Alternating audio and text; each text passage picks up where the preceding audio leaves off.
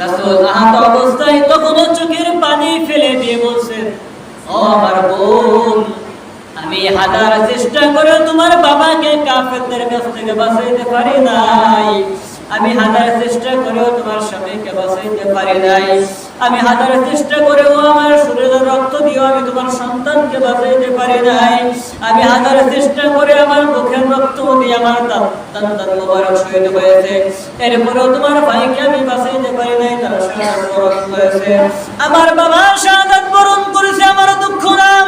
আমার স্বামী শাহাদাত বরণ করেছে, আমার দুঃখ না। আমার কলিজার টুকরা নারী ছাড়া সন্তান শাহাদাত বরণ করেছে, আমার দুঃখ না। আমার ভাই শাহাদাত বরণ করেছে, আমার কোনো দুঃখ না। ইয়া রাসূলুল্লাহ, আপনি বেঁচে আছেন, এটা আমার জীবনের সবচেয়ে বড় সান্ত্বনা। ইয়া রাসূলুল্লাহ, আমরা সকলে আমল করব কম, কিন্তু নেকি পাবো বেশি। আমল করব কম, এই কম আমল করার পরে রব্বুল আলামিন আমাদেরকে জান্নাতবাসী বলে ঘোষণা করবে। এমন কোন আমল আছে নাকি আল্লাহ রাসূলের কাছে আমরা জানতে চাই। তোমাদের আমি এমন একটা ব্যবসার কথা বলে দেব, তোমাদের আমি এমন একটা আমলের কথা বলে দেব, যদি তোমরা তোমাদের জীবন দোষে আমলটা আঁকড়ে ধরতে পারো, যদি তোমরা তোমাদের জীবন দোষে ব্যবসাটা আঁকড়ে ধরতে পারো, তাহলে জাহান্নামের আগুনে তোমাদের আর যাওয়া লাগবে না। সূরা সফ যে আয়াতে কারিমা তেলাওয়াত করেছি,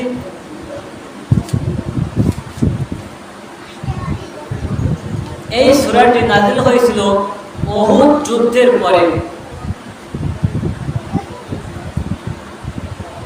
উহুদের যুদ্ধের সময় নবী করিম সাল্লাল্লাহু আলাইহি ওয়াসাল্লাম তখন তৎকালীন যুগে মদিনার প্রেসিডেন্ট ছিলেন। উহুদের যুদ্ধের ডাক চলে এলো, যুদ্ধের জন্য সাহাবাদেরকে প্রস্তুতি করলেন আল্লাহ রাসূল, এবং সেই যুদ্ধে নবী করিম সাল্লাল্লাহু আলাইহি ওয়াসাল্লাম নিজেই ছিলেন সেনাপতি। উহুদের যুদ্ধের জন্য আল্লাহ রাসূল সাহাবাদেরকে প্রস্তুত করলেন 1000। অন্যদিকে কাফেরদের সংখ্যা ছিল 3000। কাফেরের সংখ্যা 3000, মুসলমানের সংখ্যা 1000। মুসলমানদের 1000-এর ভিতরে প্রধান সেনাপতি ছিল স্বয়ং রাসূল করিম সাল্লাল্লাহু আলাইহি ওয়াসাল্লাম নিজেই, এবং কাফেরদের প্রধান ছিল আবু সুফিয়ান। এই যুদ্ধ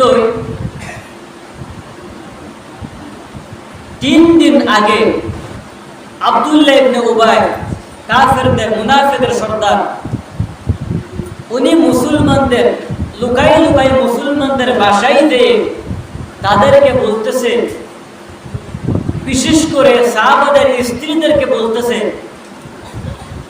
তোমাদের কি মাথা খারাপ হয়ে গেছে?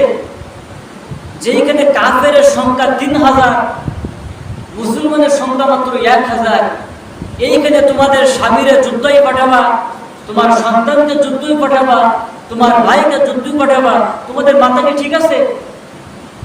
কারণ যদি সংখ্যা সমান সমান থাকে তাহলে বোঝা যায় কোনো একটা ফলাফল হবে, কিন্তু যেখানে 3000 আর 1000 কেমন যেন একটা ব্যাপার হয়ে গেল। তোমাদের কি মাথা খারাপ হয়ে যায়? তোমার স্বামীরে কেন যুদ্ধে পাঠাবা? তারা পাঠাইও না। তোমার ভাইরে কেন যুদ্ধে পাঠাবা? পাঠাইও না। তোমার বাবাকে কেন যুদ্ধে পাঠাবা? পাঠাইও না। মা বোন যারা আছে তাদের মন কিন্তু খুবই নরম। মায়া ভাষায় যদি কেউ কথা বলে তাদের মনটা গলে যায় মোমের মতো।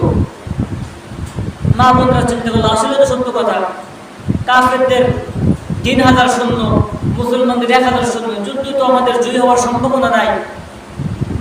তো আব্দুল্লাহ ইবনে উবাই মুনাফিকের সর্দার, সে যখন এই পরিকল্পনা করলো সংখ্যা কমানোর জন্য, এই কথা শুনে, আব্দুল্লাহ ইবনে উবাইয়ের কথা শুনে দুর্বল মুমিন যারা ছিল, যাদের ঈমান দুর্বল, এমন কিছু মানুষ, তারা বলল আমরা যুদ্ধের ময়দানে যেতে রাজি না। তাদের সংখ্যা ছিল 300। তো 1000 থেকে 300 জন প্রকাশ্যে চলে এলো যে আমরা যুদ্ধের ময়দানে যাব না। এখন আছে মাত্র 700। আল্লাহ রাসূলের 700 সাহাবাকে নিয়ে উহুদের ময়দানে যুদ্ধে চলে গেলেন। যুদ্ধ চলতে চলতে মুসলমানদের ভিতরে 70 জন সাহাবা শহীদ হয়ে গেছেন, আর 70 জন সাহাবা কাফেরদের কারাগারে বন্দী হয়ে গেছে। 140 জন, 70 জন শহীদ হয়ে গেছে, আর 70 জন কারাগারে বন্দী, 140 জন। আর মাত্র 560 জন সাহাবী দিয়ে আল্লাহ রাসূল 3000 কাফেরের বিরুদ্ধে জিহাদের ময়দানে যুদ্ধ অনুষ্ঠিত শুরু করে দিলেন। যুদ্ধ চলতে চলতে নবী করিম সাল্লাল্লাহু আলাইহি ওয়াসাল্লামের উপরে কাফেররা আক্রমণ শুরু করে দেয়। নবী করিম সাল্লাল্লাহু আলাইহি ওয়াসাল্লাম জমিনে পড়ে যায়, শরীর থেকে রক্ত ঝরে দান মুবারক শহীদ হয়ে যায়। মাথার হেলমেট ভেঙে লোহার টুকরা মাথার ভিতরে ঢুকে গেল। আম্মা জান আয়েশা সিদ্দিকা রাদিয়াল্লাহু তাআলা আনহা বলে, আমি যখন উহুদের ময়দানে দৌড়ে চলে গেলাম, যে দেখি আমার স্বামী মুহাম্মদুর রাসূলুল্লাহ সাল্লাল্লাহু আলাইহি ওয়াসাল্লাম, আমার কলিজার স্বামী, তার পা দুইটা আসমানের দিকে আর মাথা জমিনের দিকে উল্টা হয়ে জমিনে পড়ে আছে। নবী করিম সাল্লাল্লাহু আলাইহি ওয়াসাল্লাম কখনো জ্ঞান ফিরে আসে, কখনো অজ্ঞান হয়ে পড়ে থাকে। মাঝে মাঝে যখন জ্ঞান ফিরে আসে, যুদ্ধের জন্য আবার প্রস্তুতি নেয়, সাহাবাদের যুদ্ধের জন্য প্রস্তুতি করে, হঠাৎ আবার জ্ঞান চলে যায়, অজ্ঞান হয়ে পড়ে যায়। এমনই অবস্থায় উহুদের ময়দান থেকে রাসূলকে একটা নিরালয় জায়গায় নিয়ে যাওয়া হলো চিকিৎসার জন্য, আশ্রয়ের জন্য, বিশ্রামের জন্য। রাসূলকে যখন জিহাদের ময়দানে পাওয়া যায় না, একদল কাফেররা বলল, আল্লাহ রাসূল আর দুনিয়াতে নাই, রাসূল শাহাদাত বরণ করে দিলেন। নাউযুবিল্লাহ।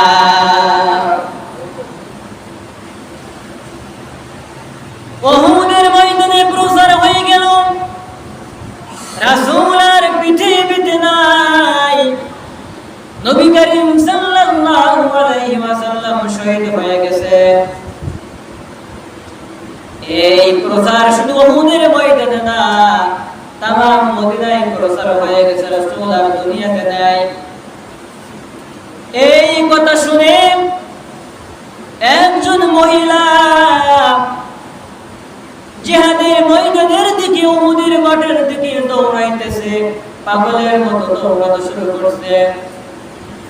পিছন থেকে একদল মানুষেরা তাকে ডাক দিয়ে বলছে, কি ব্যাপার, ও মা, ও আমাদের বোন, তুমি কি পাগল হয়ে গেছো? জিহাদের ময়দানে কাফেরের সঙ্গে মুসলমানের লড়াই চলতেছে, তুমি একজন মহিলা মানুষ, তুমি যদি জিহাদের ময়দানে চলে যাও, না জানি তোমার অবস্থা করুণ হয়ে যাবে, কাফেরদের অস্ত্রের আঘাতে হয়তো তুমি মারা যেতে পারো। এই মহিলা বলছে, আমাকে দৌড়াইতে দাও, আমাকে ছেড়ে দাও, আমি জানতে পেলাম রাসূল নাকি দুনিয়াতে নাই। আমার কলিজার টুকরা রাসূল যদি দুনিয়াতে না থাকে, আমি দুনিয়াতে থাকার কোনো মানে হয় না। এই জন্য আল্লাহ রাসূল বলেছেন, যে ব্যক্তি তার আত্মীয় স্বজন সম্পদ সন্ততি, তার স্ত্রী সন্তান সন্ততি আর তার অর্থ সম্পদের চেয়েও যতক্ষণ পর্যন্ত আমি রাসূল আমাকে ভালোবাসতে না পারবে, তার ছেলে মেয়ের চেয়েও বেশি ভালোবাসতে না পারবে, তার স্ত্রীর চেয়েও বেশি আমি রাসূল আমাকে ভালোবাসতে না পারবে, তার অর্থ সম্পদ টাকা পয়সার চেয়েও বেশি আমি রাসূল যতক্ষণ পর্যন্ত আমাকে ভালোবাসতে না পারবে, ততক্ষণ পর্যন্ত ওই ব্যক্তি খাঁটি পরিপূর্ণ উম্মত হতে পারল না। মহিলা জিহাদের দিকে দৌড়াইতেছে, এমন অবস্থায় উহুদের ময়দান থেকে কিছু মুসলমান সংখ্যা বাসার দিকে চলে আসতেছে। তাদের মনের ভিতরে কষ্ট, তারা বলছে, আমার রাসূল শাহাদাত বরণ করেছে। মহিলার সঙ্গে দেখা হয়ে গেল। এই যুবকগুলো বলছে, কি ব্যাপার মা, কোথায় যাও, কোথায় দৌড়াইতেছো?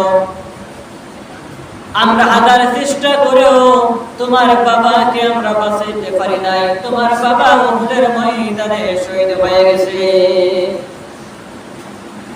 এই মহিলা বলছে, ভাই আমার বাবা উহুদের ময়দানে শহীদ হয়ে গেছে নাকি বেঁচে আছে আমি শুনতে চাই না। আগে বলো আমার কলিজার রাসূল মুহাম্মদুর রাসূলুল্লাহ কোথায় আছে, কেমন আছে? এই ব্যক্তিগুলো বলল, আমরা জানলাম রাসূলুল্লাহকে দুনিয়াতে নাই শাহাদাত বরণ করেছে। মহিলা আবার দৌড়ানো শুরু করলো। উহুদের ময়দানের দিকে পাগলের মতো দৌড়ানো শুরু করে দিল। কিছুক্ষণ পর উহুদের ময়দান থেকে ফিরে আসা আরো একদল সাহাবাদের সঙ্গে দেখা হয়ে গেল। সাহাবারা বলছে, কি ব্যাপার বোন, কোথায় যাচ্ছ, কোথায় দৌড়ায় যাইতেছো? হাজার চেষ্টা করেও আমরা তোমার স্বামীকে জীবিত নিয়ে আসতে পারলাম না। হাজার চেষ্টা করে তোমার স্বামীকে আমরা বাঁচাইতে পারলাম না। তোমার স্বামী উহুদের ময়দানে শাহাদাত বরণ করেছে। মহিলা আবার চোখের পানি ফেলে ওই সাহাবাদের লক্ষ্য করে বলতেছে, ও রাসূলের সাহাবারা, আমার স্বামী শাহাদাত বরণ করেছে নাকি বেঁচে আছে আমি শুনতে চাই না। আগে বলো আমার রাসূল মুহাম্মদুর রাসূলুল্লাহ সাল্লাল্লাহু আলাইহি ওয়াসাল্লাম তিনি কেমন আছে? তারাও বলল, আমরা জানতে পারলাম রাসূলুল্লাহকে দুনিয়াতে নাই শাহাদাত বরণ করেছে। আবার সামনে দৌড়ানো শুরু করলো। প্রতিমধ্যে আরো একদল সাহাবাদের সঙ্গে দেখা হয়ে গেল। কি ব্যাপার বোন, কোথায় ব্যস্ত? আমরা হাজার চেষ্টা করেও তোমার ছোট্ট ছেলে সন্তানটাকে বাঁচাইতে পারি নাই। তোমার ছোট্ট ছেলে সন্তান কাফেরদের অস্ত্রের আঘাতে শাহাদাত বরণ করেছে। তোমার ভাইকেও আমরা জীবিত রাখতে পারি নাই। হাজার চেষ্টা করেও তোমার ভাইকে আমরা বাঁচাইতে পারি নাই। তোমার কলিজার টুকরা সন্তান আর তোমার ভাই একসঙ্গে কাফেরদের অস্ত্রের আঘাতে শাহাদাত বরণ করেছে। মহিলা আবার চোখের পানি ফেলে দিল। আবার ওই সমস্ত সাহাবাদেরকে লক্ষ্য করে বলছে, রাসূলের সাহাবারা, আমার সন্তান বেঁচে আছে নাকি শাহাদাত বরণ করেছে আমি শুনতে চাই না। আমার ভাই বেঁচে আছে নাকি শাহাদাত বরণ করেছে আমি জানতে চাই না। আগে বলো আমার রাসূল সাল্লাল্লাহু আলাইহি ওয়াসাল্লাম তিনি কেমন আছে? দৌড়ে চলে গেলেন উহুদের ময়দানে। উহুদের ময়দানে যে দেখি আমার রাসূল অজ্ঞান হয়ে পড়ে আছে। রাসূলের পাশে সাহাবারা তাকে সেবা করতেছেন, চিকিৎসা করতেছেন যত্ন সহকারে। কিছুক্ষণ পর যখন জ্ঞান ফিরে এলো, কিতাবের ভিতরে আসছে রাসূল এবার লক্ষ্য করে সামনে তাকিয়ে দেখেন এই মহিলা সামনে দাঁড়ানো। রাসূল আহত অবস্থায় তখনও চোখের পানি ফেলে দিয়ে বলছেন, ও আমার বোন, আমি হাজার চেষ্টা করে তোমার বাবাকে কাফেরদের কাছ থেকে বাঁচাইতে পারি নাই। আমি হাজার চেষ্টা করেও তোমার স্বামীকে বাঁচাইতে পারি নাই। আমি হাজার চেষ্টা করেও আমার শরীরের রক্ত দিয়েও আমি তোমার সন্তানকে বাঁচাইতে পারি নাই। আমি হাজার চেষ্টা করে আমার মুখের রক্ত দিয়ে আমার দান মোবারক শহীদ হয়েছে, এরপরেও তোমার ভাইকে আমি বাঁচাইতে পারি নাই, তারা শাহাদাত বরণ করেছে। রাসূলের চোখে পানি দেখে ওই মহিলা বলতে, রাসূলুল্লাহ ইয়া হাবিবাল্লাহ, আমার বাবা শাহাদাত বরণ করেছে আমার দুঃখ না, আমার স্বামী শাহাদাত বরণ করেছে আমার দুঃখ না, আমার কলিজার টুকরা নারী ছাড়া সন্তান শাহাদাত বরণ করেছে আমার দুঃখ না, আমার ভাই শাহাদাত বরণ করেছে আমার কোনো দুঃখ না। ইয়া রাসূলুল্লাহ, আপনি বেঁচে আছেন এটা আমার জীবনের সবচেয়ে বড় সান্ত্বনা। ইয়া রাসূলুল্লাহ, আমার সবাই শাহাদাত বরণ করেছে, আমার মনে এক বিন্দু পরিমাণ কোনো কষ্ট না, দুঃখ না। আপনি রাসূল যে বেঁচে আছেন এটাই আমার জীবনের সবচেয়ে বড় সান্ত্বনা। ইয়া রাসূলুল্লাহ, আজকে আমার স্বামীর পরিবর্তে যদি আপনি শাহাদাত বরণ করতেন, আমার বাবার পরিবর্তে যদি আপনি নিজেই শাহাদাত বরণ করতেন, আমার সন্তান আমার ভাইয়ের পরিবর্তে যদি আপনি নিজেই শাহাদাত বরণ করতেন, রাসূলুল্লাহ, আমি সাক্ষ্য দিলাম যদি আজকে আপনি দুনিয়া থেকে বিদায় নিয়ে শাহাদাত বরণ করতেন, তামাম পৃথিবী অসহায় হয়ে যেত, তামাম পৃথিবী অসহায় হয়ে যেত, কেমন জানি ইতিমের মতো হয়ে যেত। ইয়া রাসূলুল্লাহ, আমার স্বামী চলে গেছে দুঃখ না, আমার সন্তান চলে গেছে দুঃখ না, আমার ভাই চলে গেছে দুঃখ না, আমার বাবাও চলে গেছে, আমার কোনো দুঃখ না, আপনি রাসূল বেঁচে আছেন, এটাই আমার জীবনের সবচেয়ে বড় সান্ত্বনা। উহুদের ময়দান থেকে নবী করিম সাল্লাল্লাহু আলাইহি ওয়াসাল্লাম বাসায় ফিরে এলেন। অনেক লম্বা ঘটনা। বাসায় আসার পরে রাসূলের তখনও পর্যন্ত মাথার ভিতর থেকে রক্তের ফোঁটা পড়তেছিল, তখনও দান মোবারক থেকে রক্তের ফোঁটা পড়তেছিল, তখনও শরীর থেকে রক্ত ঝরতেছিল।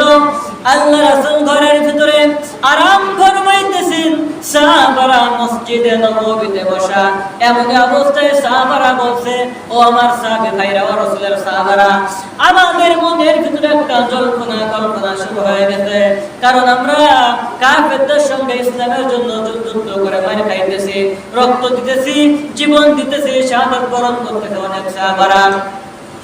এটা আমাদের জন্য অনেক কষ্টকর, কিন্তু যদি আল্লাহ রাসূলের কাছে আমরা একটা আমল জানতে পারি, ইয়া রাসূলুল্লাহ, আমরা রাসূলের কাছে প্রশ্ন করতে চাই, আমরা রাসূলকে বলবো, ইয়া রাসূলুল্লাহ, আমরা সকলে আমল করব কম কিন্তু নেকি পাবো বেশি, আমল করব কম, এই কম আমল করার পরে রব্বুল আলামিন আমাদেরকে জান্নাতবাসী বলে ঘোষণা করবে, এমন কোন আমল আছে নাকি আল্লাহ রাসূলের কাছে আমরা জানতে চাই।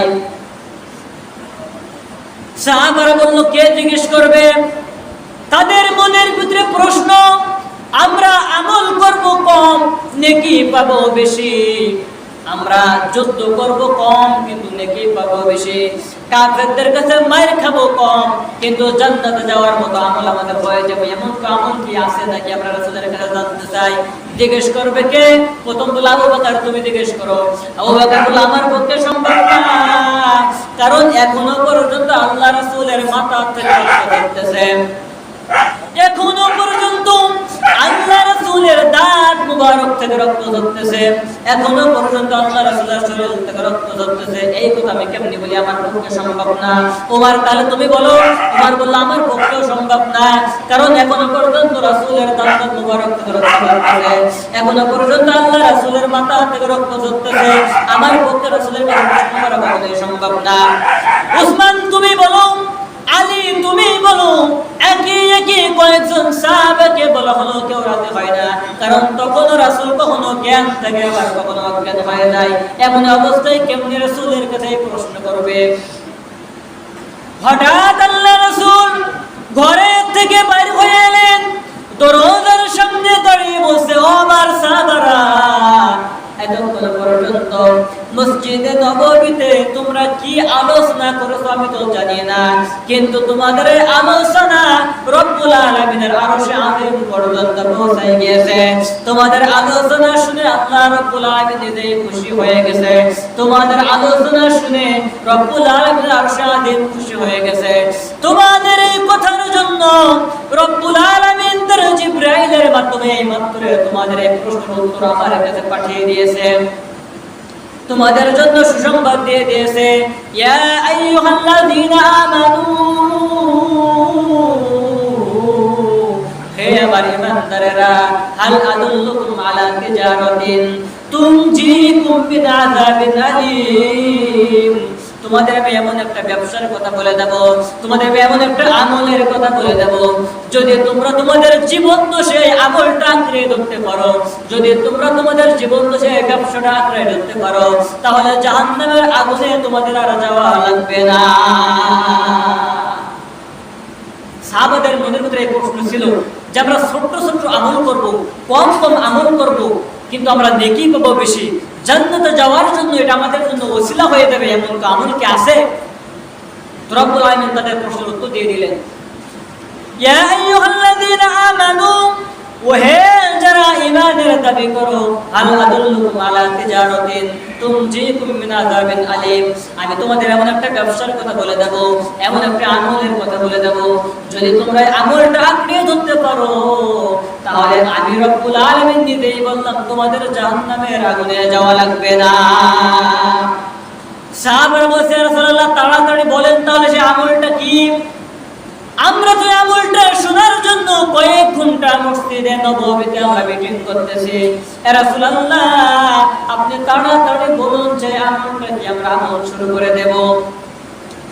আল্লাহ রাসূল বললেন তুমিনুনা বিল্লাহি ওয়া রাসূলিহি ওয়া তুজাহিদুনা ফি সাবিলিল্লাহি বিআমওয়ালিকুম ওয়া আনফুসিকুম যালিকুম খায়রুল লাকুম ইন কুনতুম তা'লামুন। সেই আমলটা হলো তুমিনুনা বিল্লাহি ওয়া রাসূলিহি, আল্লাহ এবং রাসূলকে আনুগত্য করতে হবে, আল্লাহ এবং রাসূলের হুকুম আহকাম মেনে চলতে হবে।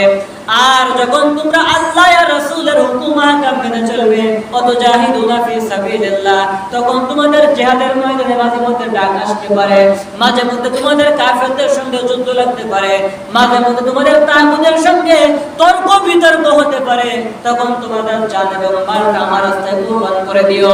যখন তোমাদের কাফেরদের সঙ্গে লড়াই হবে, এই লড়াইয়ের ময়দানে নারে তাকবীর স্লোগান দিয়ে তোমরা সামনের কাতারে দাঁড়িয়ে যেও।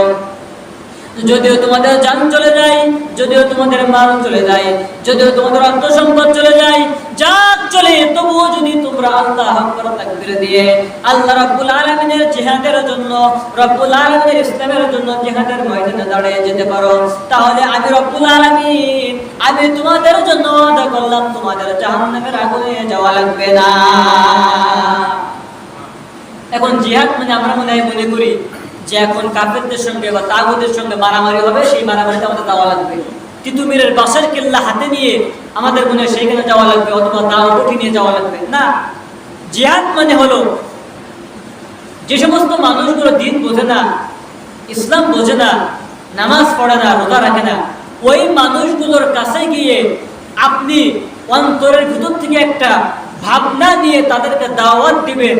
এই যে তাদেরকে দাওয়াত দিলেন, তাদেরকে বোঝালেন, এই বোঝানো যে আপনার মনের ভিতরে একটা কল্পনা থাকে, এই কল্পনাকে আরবিতে বলা হয় জিহাদ। সহজে আপনাদের বোঝানোর জন্য যে কঠিন প্রান্তকর প্রচেষ্টা করলেন আপনি, যে মানুষটা নামাজ পড়ে না তার নামাজে করা যায় কেমনি, এই মানুষটা রোজা রাখে না তার রোজা তৈরি করবে, সে রোজা পালন করবে, এটা যে পালন করবে এটা কেমনি করবে, যে প্রচেষ্টা করলেন আপনি। মা বোন যারা পর্দা করে না তাদের পর্দা করার জন্য আপনি প্রচেষ্টা করলেন, এই প্রচেষ্টার আরবি নাম হলো জিহাদ। আর কাফেরদের সঙ্গে যে সমস্ত সময় জিহাদ হয়, যুদ্ধ হয়, এটা হলো জিহাদের একটা চূড়ান্ত রূপ। যে আমি আয়াত তেলাওয়াত করছিলাম, আল্লাহ রাসূল সাহাবারা রাসূলের কাছে প্রশ্ন করলো যে আমরা এমন কি আমল আছে, আমল আমরা কম করব, বেশি আমল তো করতে পারবো না, কম আমল করব কিন্তু জান্নাত যেতে পারবো, কি আমল আছে?